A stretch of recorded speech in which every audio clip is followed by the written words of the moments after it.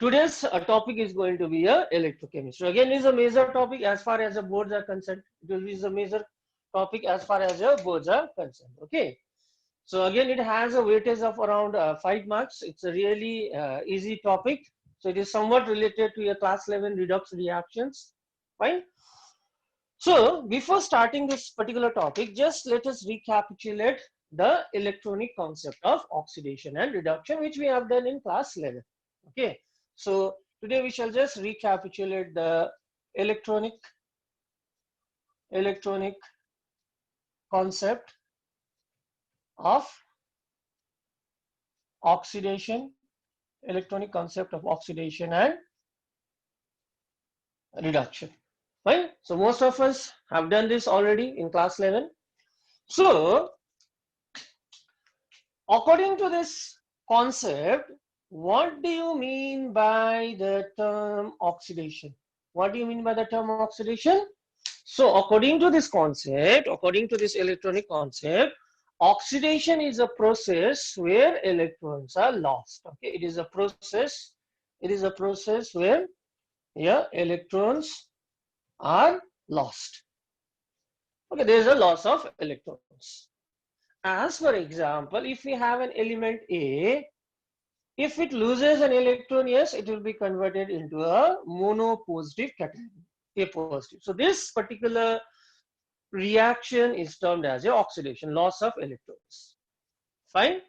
So suppose if we have B, if it loses 2 electrons, then we'll be getting a dipositive ion like this. We'll be getting a dipositive ion. So in both the processes, there is a loss of electrons. So these processes where electrons are lost are termed as oxidation. And after loss or gain of electron, the element or ion, they acquire some charge. For example, what was the oxidation number of A out here? 0. Okay, the oxidation number was 0. But after 1 electron was lost, what is the oxidation number? +1. Okay, the oxidation number is +1. Fine. What is the oxidation number of this element B out here? 0. After 2 electrons are lost, what is the oxidation number? +2. So from these two examples, we can come to the conclusion that whenever oxidation reaction takes place, what will happen to the oxidation number? 0 to +1, 0 to +2. There is always an increase in oxidation number. So we can easily identify whether an element is undergoing oxidation or not. If there is an increase in oxidation number of the element, then we say yes, the process is oxidation. So we can write on the second point. Okay, so during oxidation, what happens? During oxidation, there will be an increase. There will be an increase in oxidation number. There will always be an increase in oxidation number. Fine. And the element which undergoes oxidation, they act as a reducing agent. Remember, the one which undergoes oxidation, they act as a reducing agent. For example, here A is undergoing oxidation, so A behaves as a reducing agent. B is undergoing oxidation, B acts as a reducing agent. Fine. So the one which undergoes oxidation, they act as a reducing agent. They act as a reducing agent. Fine. So these are some of the facts which are related to your oxidation. Okay. Now we shall just move to your reduction.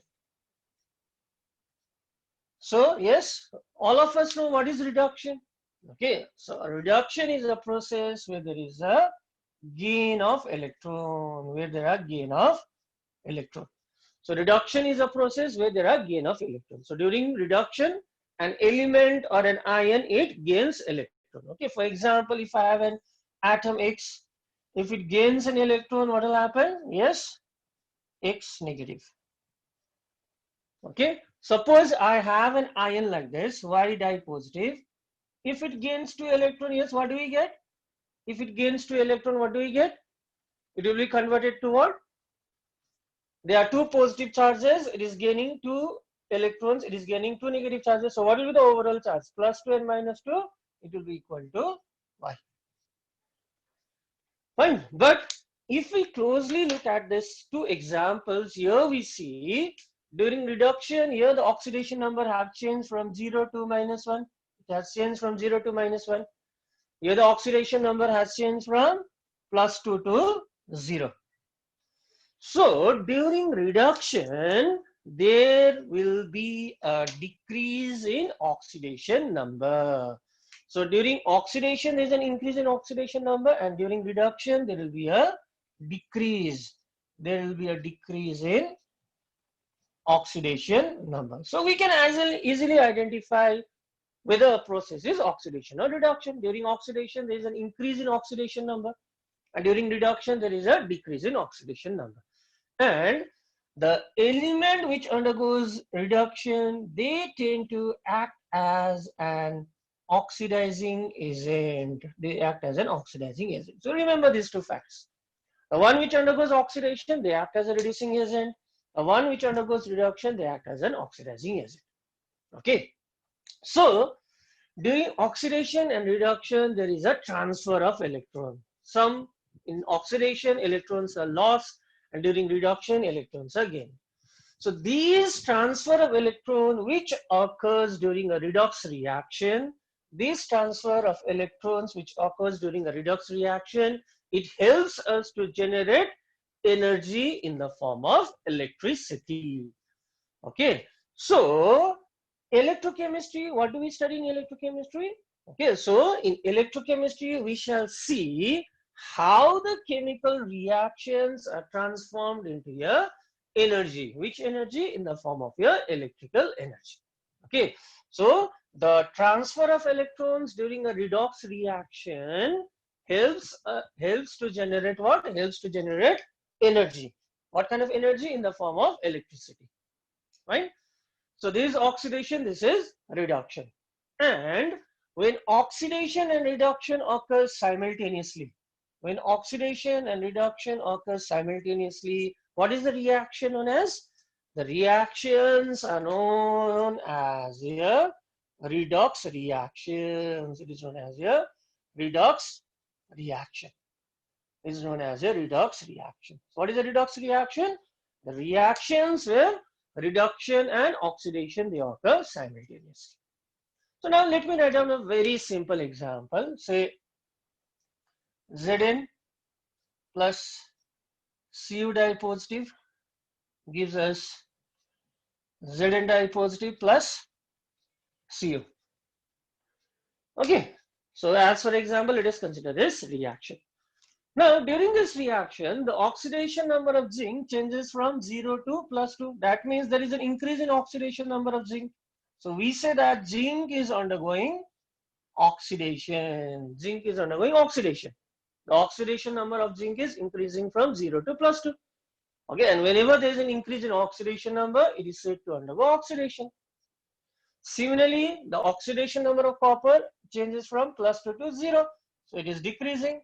So whenever there is a decrease in oxidation number, we say that particular element is undergoing reduction.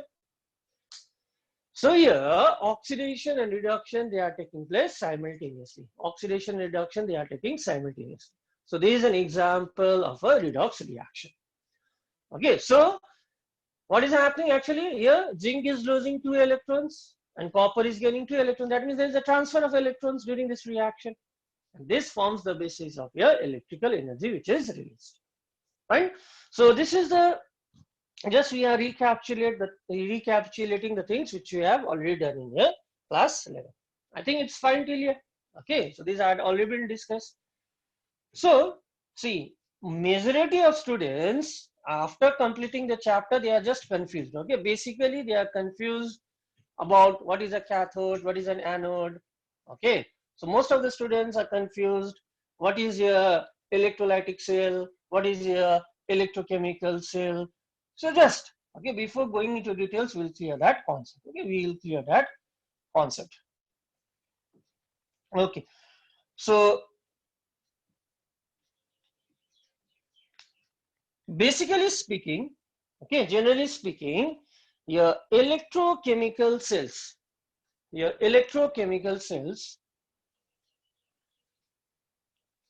your electrochemical cells are of two types. So what are the two types of electrochemical cells? Okay, so one is known as electrolytic cell, right? One is known as electrolytic cell, and the other is known as galvanic or voltaic cell. Okay, so there is a difference between these two types of cells. Okay, so electrochemical cells, okay, they are basically of two types. One is an electrolytic cell and the other one is known as a galvanic cell. So what is an electrolytic cell? So electrolytic cell, actually, this electrolytic cell, it converts a electrical energy. It converts electrical energy to a chemical energy. For example, during electrolysis, what happens? During electrolysis, what happens? If you are carrying out electrolysis of HCl, what will happen? After you pass electricity, what will happen to HCl? It dissociates into ions and hydrogen and chlorine will be liberated. During electrolysis of water, hydrogen and oxygen will be liberated. But to carry out this electrolysis, what do you have to pass? You have to pass electric current. Okay, so such devices which converts your electrical energy to chemical energy are known as your electrolytic cell. And these processes are non-spontaneous. It is a non-spontaneous cell. Okay, it is a non-spontaneous. It is a non-spontaneous cell. Means to get this chemical energy, what is required? Electrical energy is required. This chemical energy will not be liberated by itself. It's a non-spontaneous reaction. Okay, so to liberate chemical energy, what is required? Electrical energy is required out. So this type of cells which converts electrical energy to chemical energy are known as a electrolytic cell. Example I gave you, electrolysis, we shall be studying. What is this galvanic cell or your voltaic cell? So these are named after their discoverer, galvanic and voltaic cell. Okay, so in this type of cells, they actually do the reverse thing. They convert your chemical energy.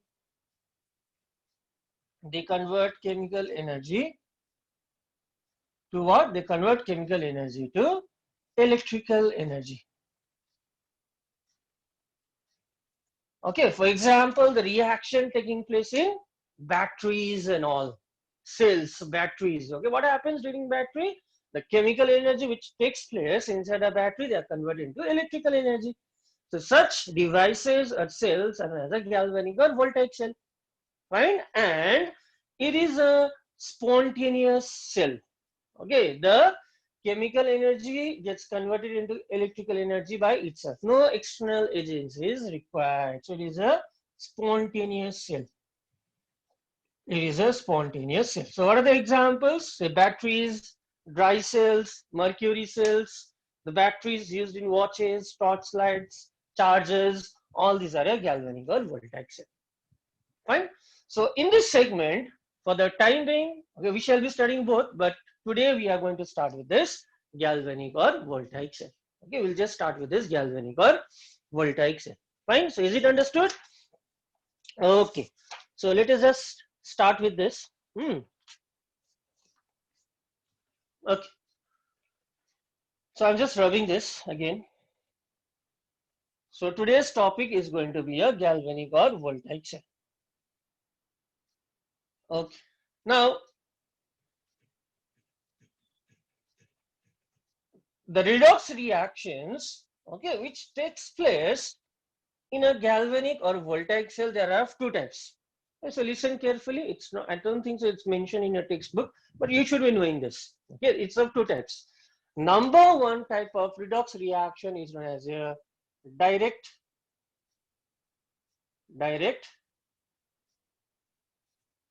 redox reaction.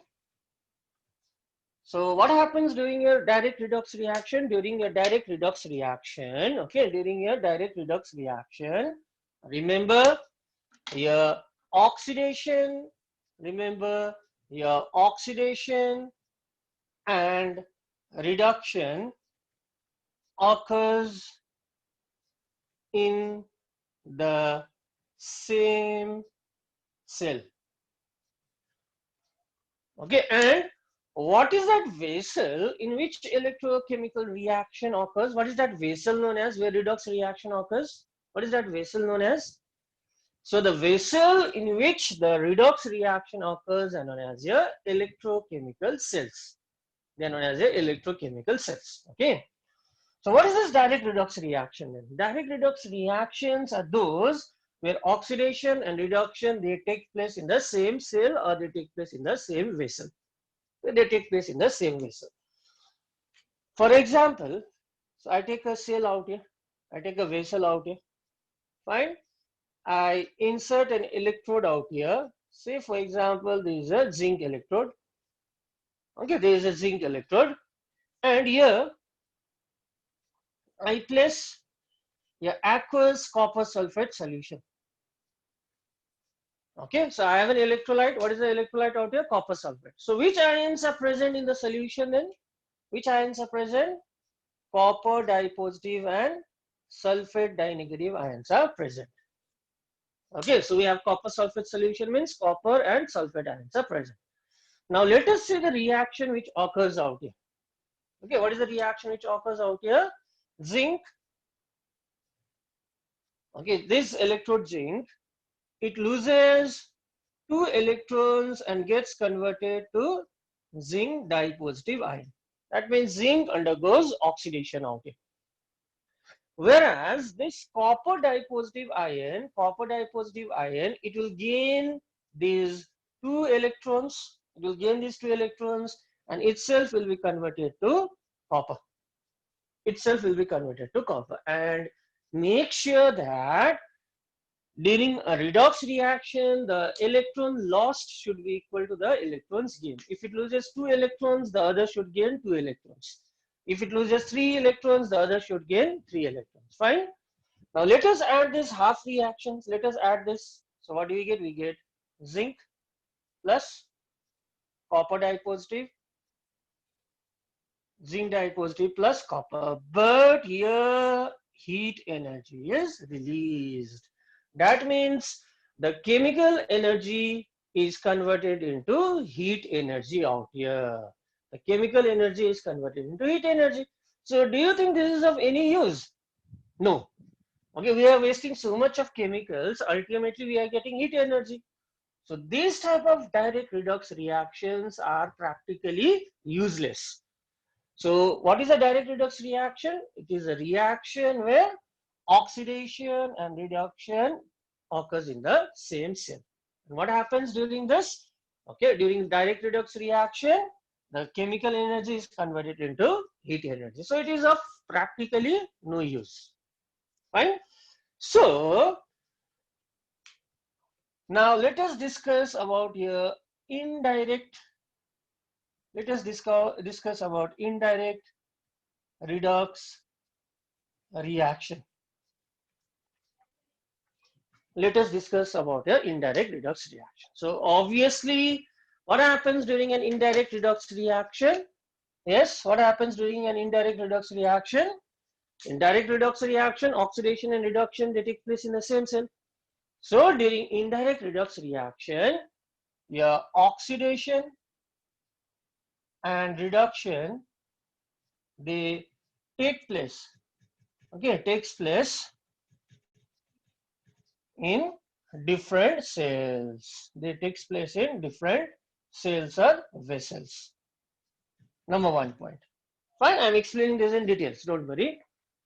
And doing indirect redox reaction, remember your zinc was immersed in a solution of copper sulfate. Means this zinc was in contact with copper dipositive ion. Zinc was in contact with copper dipositive ion.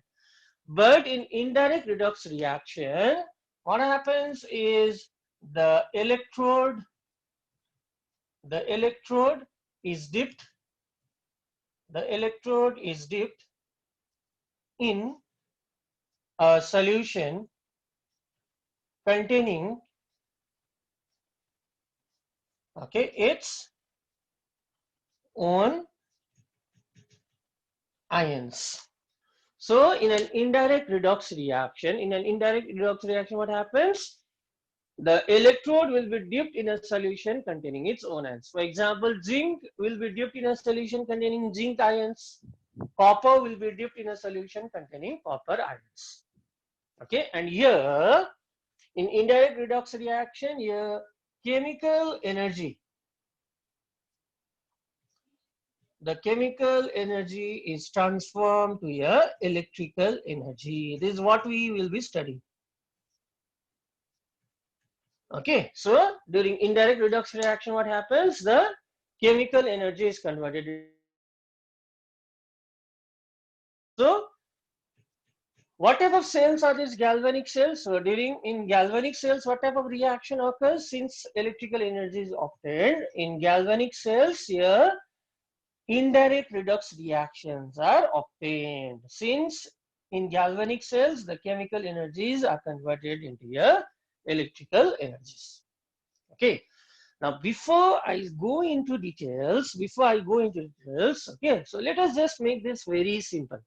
Okay, so the thing which we need to remember is what is anode, what is cathode, what is the charge, what happens at the cathode, what happens at the anode.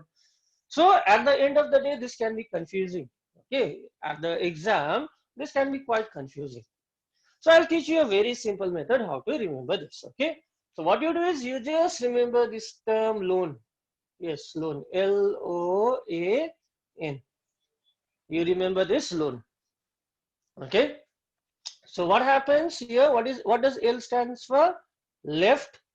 O stands for oxidation. A stands for anode, and N stands for your negative.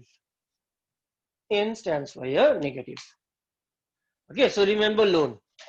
So from now onwards, when we draw the cell diagram, whenever we draw the cell diagram, or when we write down the cell notation, when we draw the cell diagram, or when we write down the cell notation, remember at the left hand side, we always write down the anode, or at the left hand side, we always draw the anode. And whatever reaction occurs in the anode here, oxidation takes place at anode. And what is the anode? Anode represents the negative electrode. Remember, we are talking about galvanic cells. Electrolytic cell, it will be just the opposite. Right? Electrolytic cell mein anode is the positive part. You have studied in class 10. But here we are not talking about electrolytic cell. We are talking about galvanic cells. And these are the notations for your galvanic cells. Now just the opposite. Just the opposite. So what is the opposite of left? Yes, right hand side. Whatever reaction occurs, reduction occurs. Okay, and at the right hand side, what do we represent? Cathode, and cathode is the positive electrode. Cathode is the positive electrode, like this. So if you remember this loan, half of the things are done. Half of the things are done. So do remember this loan part. So what does this loan stand for? L stands for left, O stands for oxidation. Okay, and where does oxidation occur? Oxidation always occurs at the anode. Oxidation occurs at the anode, and anode is the negative part. So similarly, at the right hand side, we always draw the cathode, and whatever redox reaction takes place at the cathode, here reduction occurs, and cathode is the positive electrode. Okay, fine. So it's easy. It's easy to remember loan. It's quite easy to remember this loan. So now, after this, it's easy now. Okay, loan. After the things are done. Okay. Now, let us now discuss the working of a typical galvanic cell. Let us draw the working, or let us discuss the working of a typical galvanic or a voltaic cell. Okay.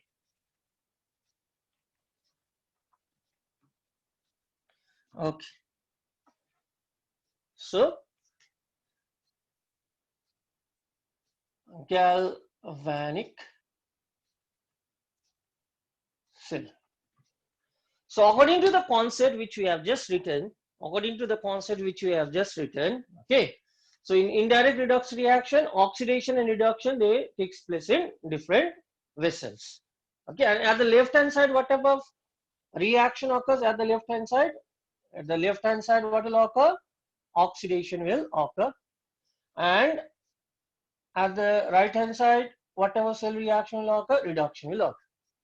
And these cells where oxidation and reduction occurs are known as your half cells. So what are half cells? There are two half cells. One is your oxidation half cell where oxidation occurs, anode half cell, and the other half cell is known as a reduction half cell where reduction occurs, or cathode half cell. So these cells where oxidation and reduction occurs are known as a half cell, and this cell altogether is known as a full cell. Okay, so here at the anode, okay, on the left hand side we take a zinc electrode. What do we take? We take a zinc electrode like this. We take a zinc electrode. Fine. So here we have a solution. So this is a zinc electrode, and yes, this is the anode. This is the anode. As I told you, left hand side anode. Fine. And what is the charge associated with it? Lone, negative. So this is a anode half cell. And as I told you, in indirect redox reaction, what happens? The electrode is dipped in a solution containing its own ions. So which solution is present out here? Zinc sulfate solution is present. Zinc sulfate solution is present out here. That means which ions will be present in the solution? What are the ions present in the solution? Which ions will be present in the solution? Yes, we have zinc dipositive ions and an equal number of sulfate dinegative ions. Okay, we have zinc dipositive and sulfate dinegative ions at the anode half cell. Now similarly at the cathode half cell, okay, the cathode is similarly made up of copper. It's made up of copper. And this is the cathode and the positive electrode. This is the cathode. This is the cathode. And this is dipped in a solution of copper sulfate. Again the same thing. That means this electrode copper is dipped in a solution containing its own ions. Which ions are present out here? We have copper dipositive and sulfate dinegative ions. Okay, we have copper dipositive and sulfate dinegative ions. Fine. So this is the setup. Now these are connected externally. These are connected externally by means of a wire like this. We have a voltmeter out here. These are connected externally by means of a wire. Okay, these are connected externally by means of a wire. So this is a typical electrochemical cell. This is a typical galvanic or voltaic cell. Fine.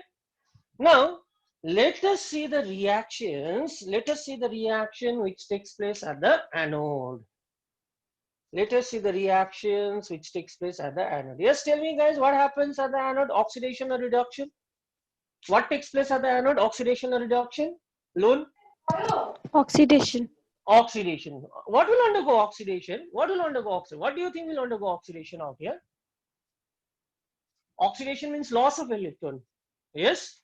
So how does oxidation occur out here? So here, this zinc electrode or zinc atom, what will it do? It will lose 2 electrons and itself will be converted into zinc dipositive ions. Meaning the zinc goes into the solution as zinc dipositive ions. Whatever zinc is present here, it will go into the solution as zinc dipositive ions. It will go into the solution as zinc dipositive ions. And where will this electron go? What happens to this electron? These electrons will be present at the surface of the electrode like this. That is why it acquires a negative charge. Understood? That is why it acquires a negative charge. So due to oxidation, zinc, this electrode zinc goes into the solution as zinc dipositive ions, leaving behind electrons. Now you tell me, before oxidation, there were equal number of zinc and sulfate ions. Yes or no? There were equal number of zinc and sulfate ions. But after this oxidation, what is happening? This zinc is going into the solution as zinc dipositive ions. So what will happen to the concentration of zinc dipositive ions then? What will happen to the concentration of zinc dipositive ions? What will happen? Whatever zinc was present out there, it is going into the solution as zinc dipositive ions. So what will happen to the concentration of zinc dipositive ions? Tell me. The concentration of zinc dipositive ions is going to increase. Obviously, more and more zinc are getting converted into zinc dipositive ions. So in the solution, the concentration of zinc dipositive ions is increasing. Now, what will happen to the mass of this anode then? What will happen to the weight of this anode? It's slowly getting converted into zinc. Zinc, it's slowly getting converted into zinc dipositive ion. So what will happen to this anode? The anode will gradually lose in weight. Okay, so the weight of anode, what is the anode out here? Zinc will decrease. The weight of anode zinc will decrease. So this is the reaction which occurs at the anode compartment out here. Fine. Now, what will happen at the cathode then? What will happen at the cathode? Yes, what happens at the cathode? What happens at the cathode? Reduction. Reduction means gain of electron. Now, what will gain electron? Okay, so in the solution we have copper dipositive ions. In the solution we have copper dipositive ions. So these copper dipositive ions will take 2 electrons. It will gain 2 electrons. Okay, so it gains electron from copper electrode. It gains electron from copper electrode. So that means now copper has lesser number of electrons. So that is why it acquires a positive charge like this. Fine. So copper dipositive ions will gain 2 electrons like this and itself will get converted into metallic copper. So the opposite is happening out here. Here what was happening? Zinc was moving into the solution as zinc dipositive ions. But here from the solution, copper dipositive ions will be deposited as metallic copper. Copper dipositive will be deposited as metallic copper. Okay, so here there will be a deposition of metallic copper like this. So metallic copper will be deposited out. So that means whatever copper dipositive ions are present, it is getting deposited as metallic copper. So now you tell me, what will happen to the concentration of this copper ions then? All the copper ions are getting deposited as metallic copper. So tell me, what will happen to the concentration of this copper dipositive ions? Increase, Decrease. Yes, fine. So the concentration of copper dipositive ions is going to decrease. And since copper is getting deposited out here, what will happen to the weight of cathode then? What will happen to the weight of cathode? It will increase. Okay, because here at the cathode, here copper is getting deposited. And at the anode, what is happening? Zinc goes into the solution as zinc dipositive ion. So gradually there will be a loss in weight of this zinc element. It will gradually finish out. Okay, and the cathode will gradually gain in weight.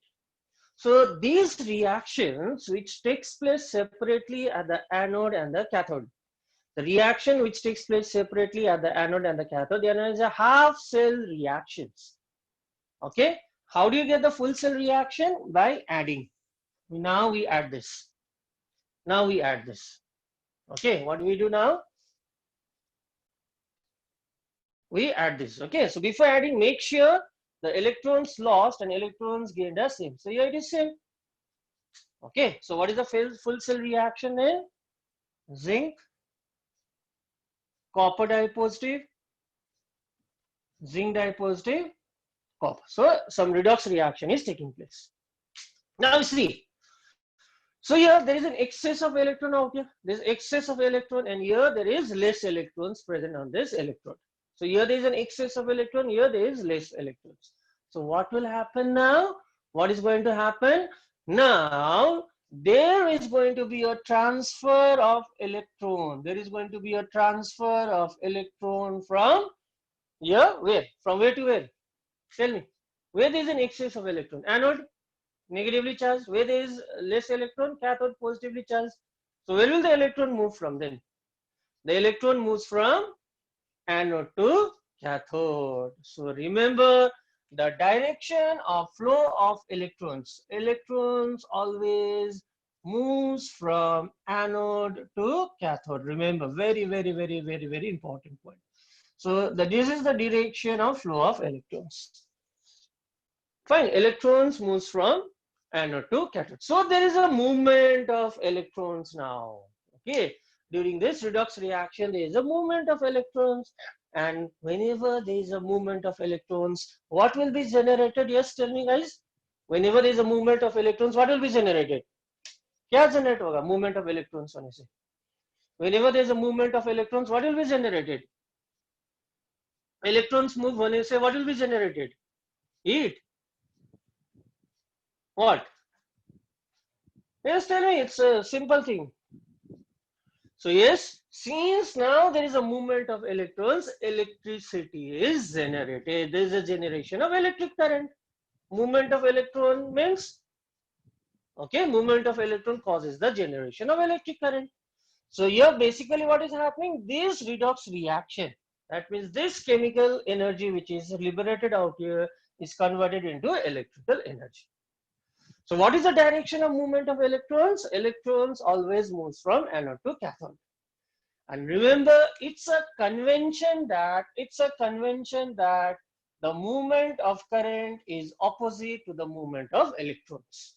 The movement of current, the direction of flow of current is opposite to the direction of flow of electrons. So since electron flows from anode to cathode, your current, okay, so what is the symbol of current? It is I. So current flows from cathode to anode. The current flows from cathode to anode. So these 2 points, please note it down. So in a typical galvanic cell, okay, due to the movement of electrons, electricity is generated, and electrons always moves from anode to cathode. And by convention, the direction of flow of current is just opposite to the direction of flow of electrons. So current flows from cathode to anode. And remember, here we are, it shows a deflection towards the direction of flow of current. It shows a deflection towards the flow of current. So here current is flowing from cathode to anode, so voltmeter will show deflection towards the direction of flow of current here. So this is how a typical electrochemical cell or a galvanic cell works. Okay, so any doubts still here?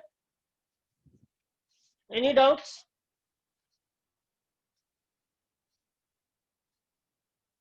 Direction of flow of electrons. Now, so for some time, electric current will be generated. Okay, if we light a bulb, yes, it will glow.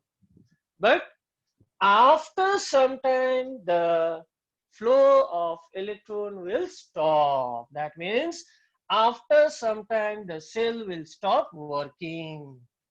Okay, after some time, what happens? The disadvantage is, what happens? Yes, it will generate electric current to some extent, but after some time,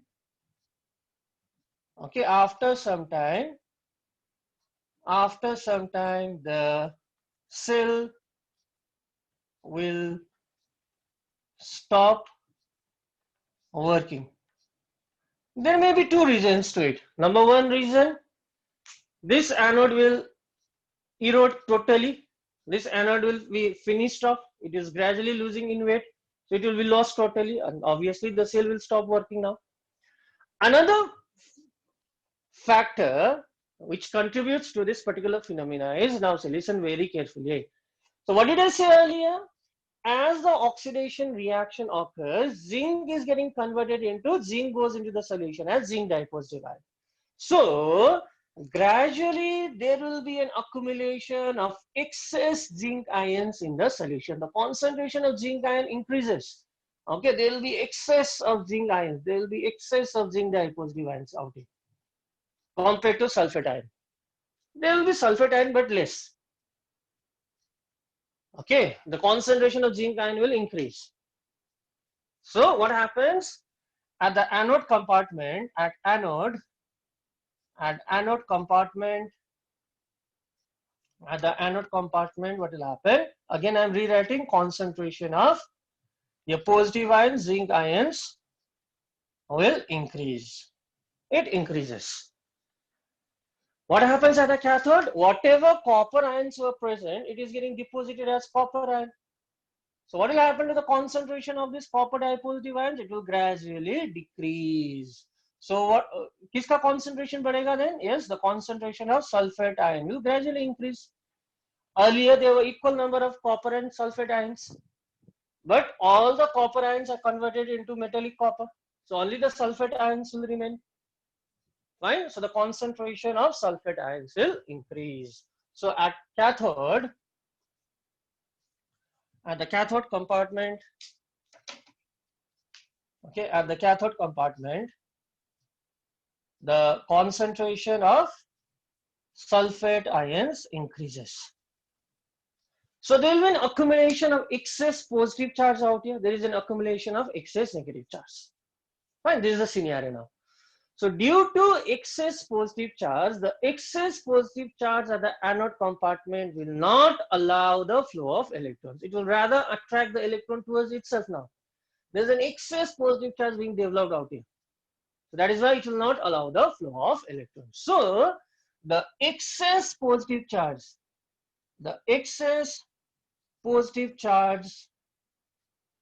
does not allow the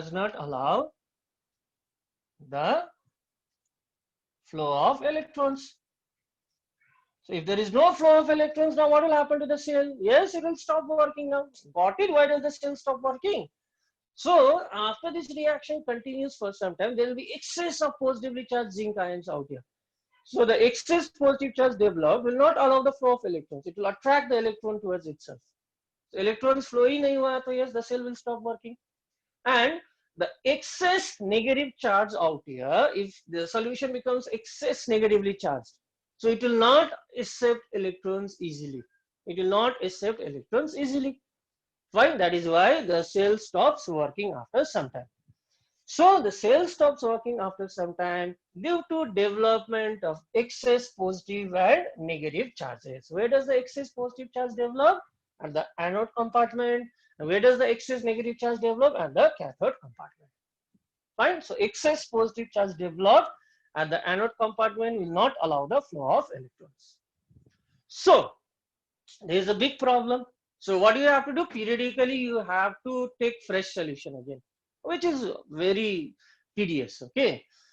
So in order to avoid this problem,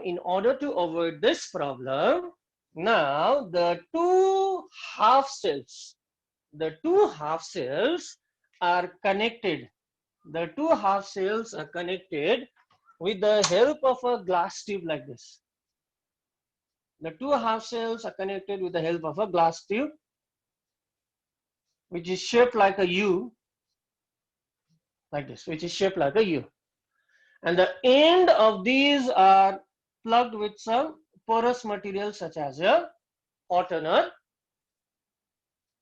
wool, like this. Okay, it's blocked. So this particular thing which is used out here, okay, it's known as a salt breeze. It is known as a salt breeze. Right? So the salt breeze, it interconnects the two half cells. It acts as a breeze between the two half cells. That is why it is known as a salt breeze. Fine. So problem, what was the problem identified? Now flow of electron had stopped. Okay, due to excess positive charge out here, due to excess negative charge out here. Fine. So in order to eradicate this problem, in order to solve this problem, we take the help of a salt breeze. Okay. So we say that the salt breeze, it interconnects the two half cell, or it completes the inner circuit. The outer circuit is completed by this wire. The inner circuit is completed by this salt breeze. Okay, now the salt breeze,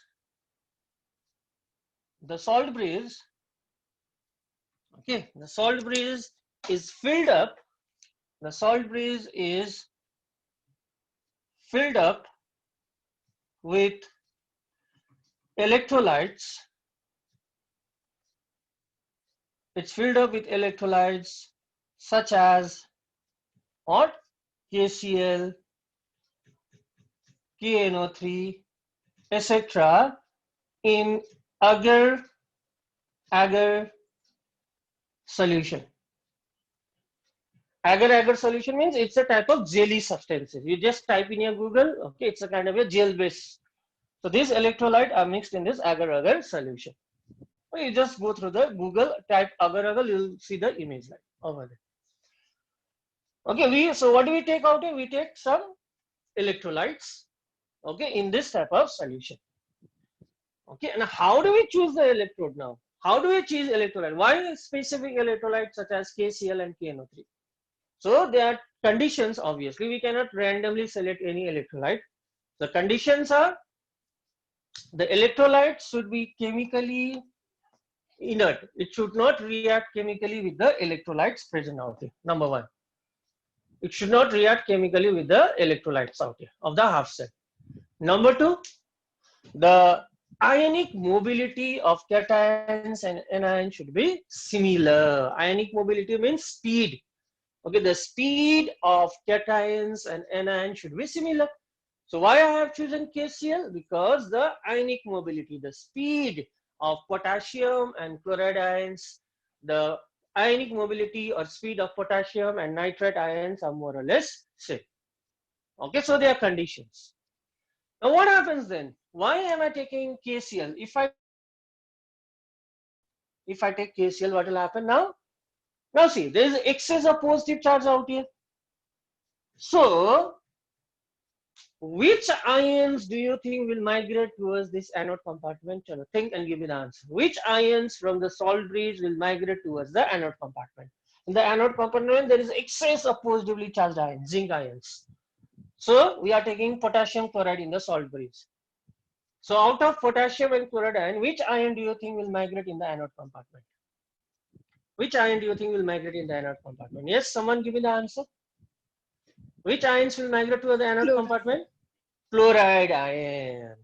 So an equivalent number of chloride ions will migrate towards the anode compartment. What is the charge on one zinc ion? What is the charge on one zinc ion? What is the charge? +2. So in order to neutralize one zinc ion, how many chloride ion will migrate then? Chloride ion is associated with the minus charge. But zinc has two positive charges. So in order to neutralize one zinc ion, how many chloride ions will migrate? How many chloride ions will migrate? Zinc has two positive charges, chloride has one negative charge. So in order to neutralize one zinc ion, how many chloride ions must migrate?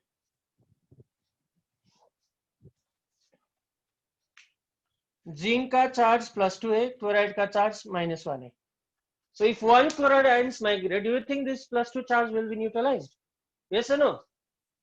No, because इसका charge +2 है, इसका -1 है. So to neutralize one zinc ion, how many chloride ions must migrate? 2 chloride ions will migrate towards the anode compartment like this. Okay, so what will happen?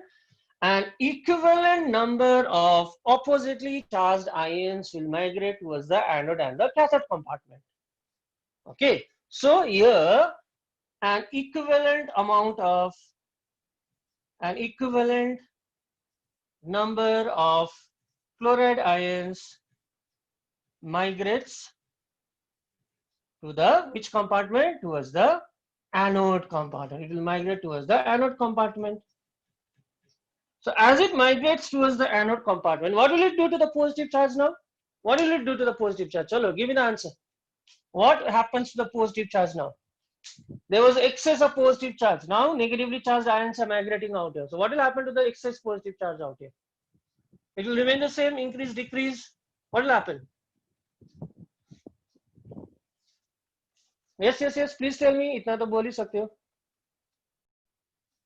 Okay, so an equivalent number of chloride ion will migrate towards the anode compartment. So thereby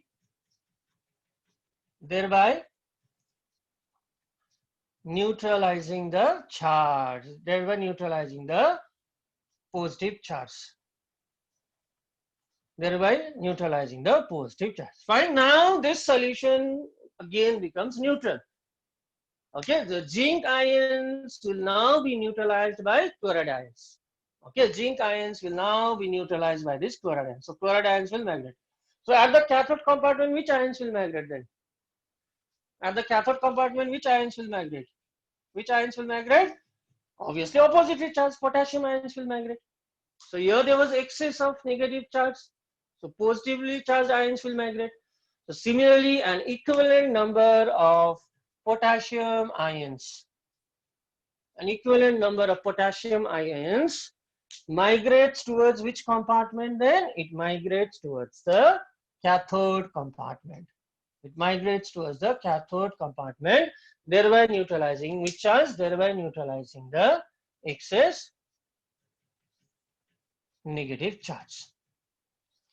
Fine. So now again, after we insert this salt bridge, this solution becomes electrically neutral. The positive charge is neutralized by negatively charged ions from the salt bridge, and the negative charge is neutralized by the positive ions from the salt bridge. Now what will happen? Again the two electrolytic solution, okay, the two half cells, again the solutions in the two half cells, again they become neutral. Again the cell will start working. The cell will start working. So it's a very important segment. Okay, it's a very important segment. Okay, so ये जो problem है, okay, excess positive and excess negative charge, it is eliminated by using this salt bridge. And how does a salt bridge function? This is how a salt bridge works. There will be a migration of positive ions towards the negatively charged solution and negative ions towards the positively charged solution, thereby neutralizing the positive charge. Okay, so one very common question, one very common question: what are the functions? What are the functions of a salt bridge? So please go through this from your textbook or any reference book. Okay, so someone please tell me, what will be your answer now? What will be your answer? What is the role of a salt bridge then? Okay, so number one, if this question comes, what is the function of a salt bridge? Number one would be it completes the inner circuit. It completes the inner circuit of a cell. It completes the inner circuit of a cell. External circuit is completed by wire, inner circuit is completed by the salt bridge. Number two, it helps to maintain, very important function, it helps to maintain electroneutrality. It helps to maintain electroneutrality. It helps to maintain electroneutrality of the cells. It restores the neutrality of the two solutions like this. Number two. And number three, it helps to eliminate a liquid junction potential. It helps to eliminate this liquid junction potential. Okay, so this term I'll explain it later on. So these are the three most important functions of a salt bridge. So what are the functions of a salt bridge? It helps to complete the inner circuit of a cell. Okay, and yes, just now we have discussed it extensively. What does a salt bridge do? The ions which are present in a salt bridge, it helps to maintain the electroneutrality of a cell. It maintains electroneutrality of a cell. Okay, and the third function of a salt bridge is it helps to eliminate this liquid junction potential. Okay, so this third term, I shall explain it a little bit later. So this is the working of a typical electrochemical or a galvanic cell. Okay, this is how a typical galvanic cell or a voltaic cell functions. Fine. So right now it might seem complicated, but nothing is complicated out here. You once again study this. Okay, you see the diagram, you understand the diagram, you understand the notation. What do we keep in the left? What do we keep in the right? What happens at the anode? What happens at the cathode? Cell reaction, you don't have to memorize. Okay. Then some functions of salvage. Fine. So this is how a typical galvanic cell or a voltaic cell functions. So now,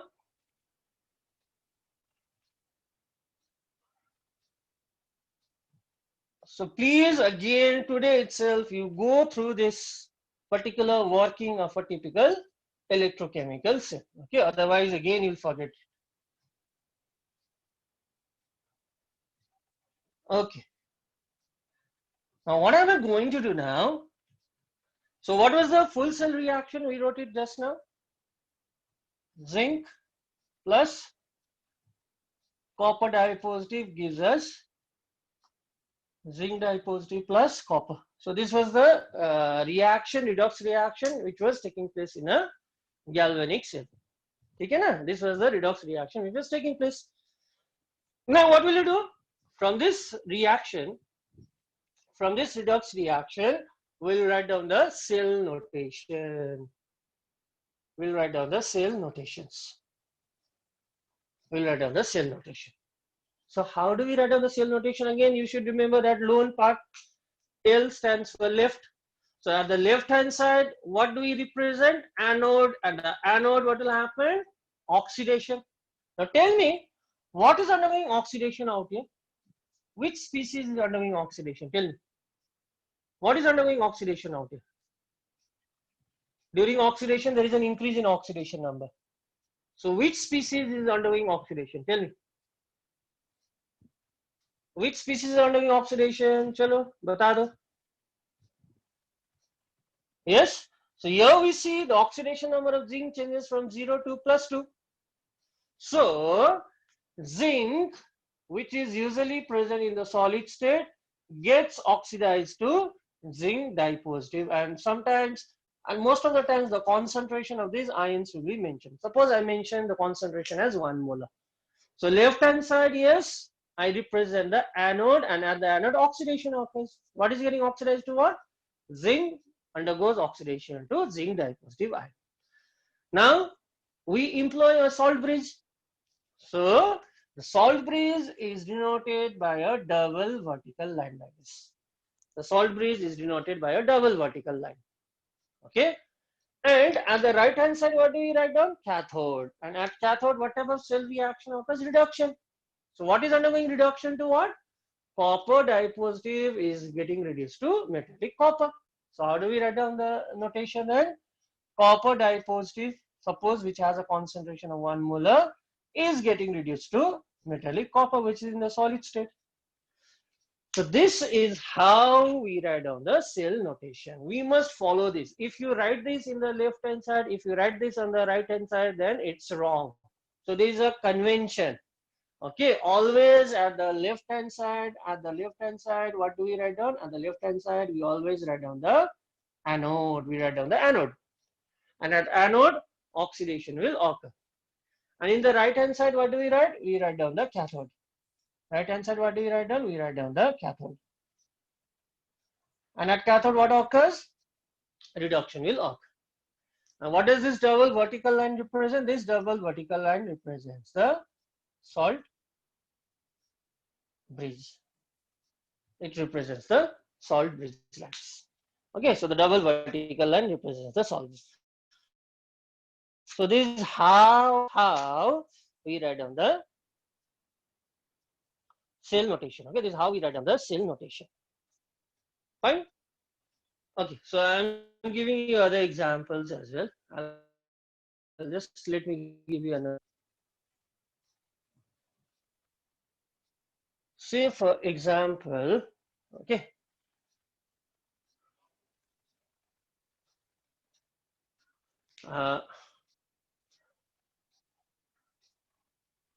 Fe dye positive plus 2Ag gives us 2Ag positive plus Fe. So there is a redox reaction. There is a redox reaction. Okay. So from this redox reaction, what do? You write down the cell notation. From this redox reaction, what do? You write down the cell notation. So look, give it a try. From this redox reaction, you write down the cell notation. Yes, now you tell me, start. First, you need to analyze this. What is the oxidation number of iron? +2. It's changing to what? 0. That means it is undergoing reduction. +2 to 0. There is a decrease in oxidation number. There is a decrease in oxidation number. So it's undergoing reduction. What is the oxidation number of silver out here? 0. It's changing to +1. This is undergoing oxidation. Left hand side, what do you write down? Anode. Anode mein kya hoga? Oxidation. So what is getting oxidized to what? Silver, which is usually in the solid state, is getting oxidized to Ag positive. And remember, no need to write down these coefficients out here. We don't need to write down these coefficients in the cell notation. We don't need to. Right? Now, cathode reduction.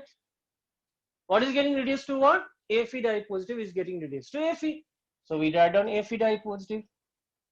So if concentration is mentioned, you mention the concentration out here. Oblique. So this is the cell notation of this particular cell reaction. So it's quite easy. So if the cell reaction is given, we can easily write down the cell notation. If the cell reaction is given, we can easily write down the cell notation. Now let me try the other way around. Okay, other way around means now I will give you the cell notation. From the cell notation, what you guys do? From the cell notation, you write down the cell reaction. From the cell notation, you write down the cell reaction. Fine.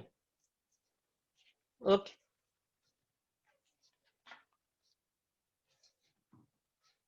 So I'll give you the cell notation. From the cell notation, you write down the cell reaction.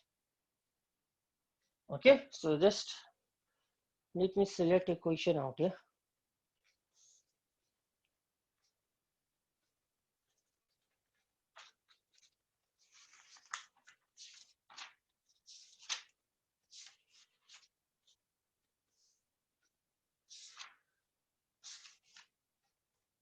Okay, fine.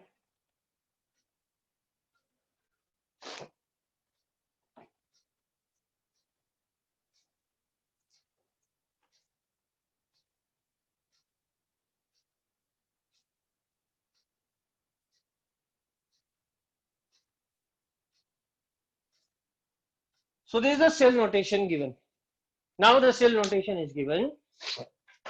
What are we supposed to do? From this cell notation, what you do is you write down the cell reaction. From this cell notation, you write down the cell reaction. Okay, now we know left hand side is represented by anode, right hand side is represented by cathode.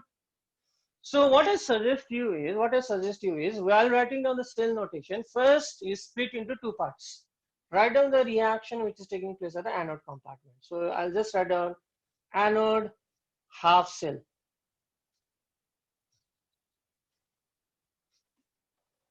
Okay, so which is the anode compartment? Left hand side. And at the anode, what happened? Oxidation. So what is getting oxidized to what? Copper is getting oxidized to copper dye positive. So copper is getting oxidized to copper dye positive. Now you tell me how many electrons will be lost in the process? As copper gets oxidized to copper dye positive +2 charge, how many electrons will be lost? 1, 2, 10, 100, 1000. How many electrons will be lost? +2 charge. How many electrons will be lost? So in this process, since there is a charge of +2, 2 electrons will be lost. So this is the cell reaction taking place at the anode. Okay. Next, cathode half cell.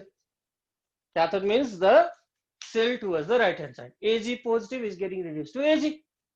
So we have a silver ion out here. It's getting reduced to silver. So how many electrons will be gained out here? +1 charge, +1 to 0. How many electrons will be gained? Here, a single electron will be gained out. So these are the half cells. Now, in order to get the full cell reaction, what do we require? We need to add this. We need to add this to half cells.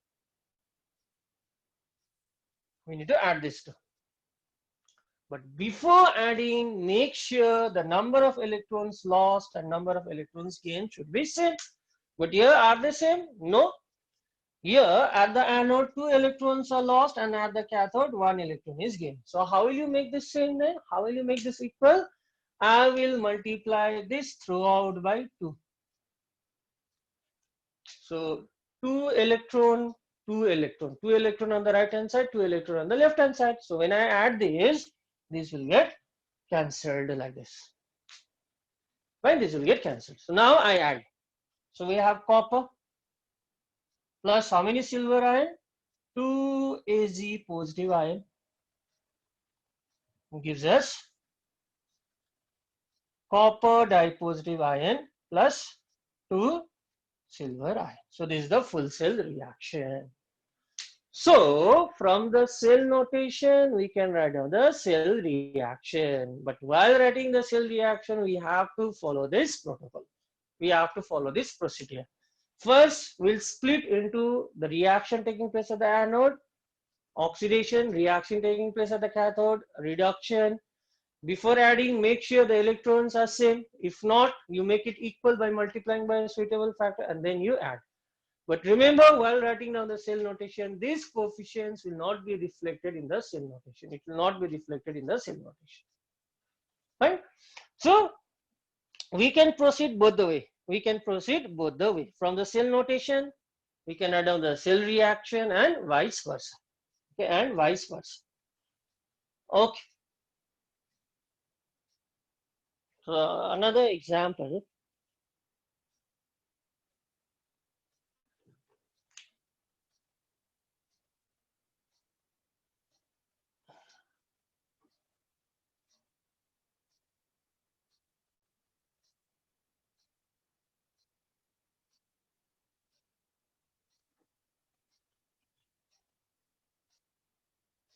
Okay, so this is the cell notation. This is the cell notation. Fine. Now from the cell notation, we will write down the cell reaction again. From the cell notation, we are going to write down the cell reaction. So look carefully at the cell notation. So here what is happening? The oxidation number is +2 to +4. There is an increase in oxidation number. So yes, it's undergoing oxidation. Anode compartment always oxidation. Here the oxidation number is decreasing from +3 to 0. It's undergoing reduction. So what is the reaction which takes place at the anode half cell? We have Sn dipositive. Fine. It is getting oxidized to Sn tetra positive. Now you guys tell me how many electrons will be lost. How many electrons will be lost? Anishka, yes, tell me how many electrons will be lost out here? It's changing from +2 to +4. How many electrons will be lost during this oxidation? +2 to +4. So what is the change in oxidation number? 2 to 4. What is the change? Earlier it was +2, now it's changing to +4. So how many, what is the number of units by which oxidation number have changed? Kitna units have changed our oxidation number? 2 units, +4, +2. So yes, here 2 electrons will be lost. 2 electrons will be lost.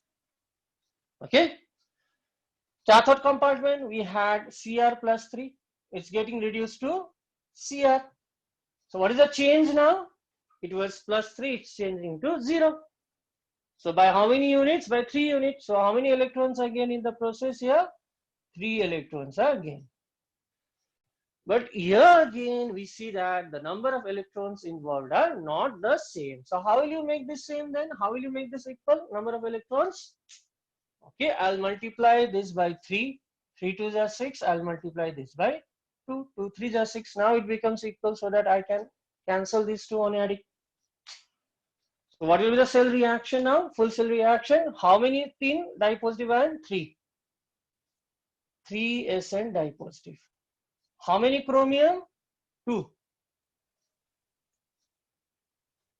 Fine. How many tin SN tetrapositive? 3. How many chromium atom? 2. So this is the full cell reaction. But remember again, these coefficients are not mentioned in the cell notation. These are not mentioned in the cell notation. So this is how, by using that particular convention alone, we can either write down the cell reaction from the cell notation, or if the cell reaction is given, we can write down the cell notation. Okay, so yes, this will be used further in the subsequent topics. This will be used further in the subsequent topics. Okay, so today I'm just keeping it till here.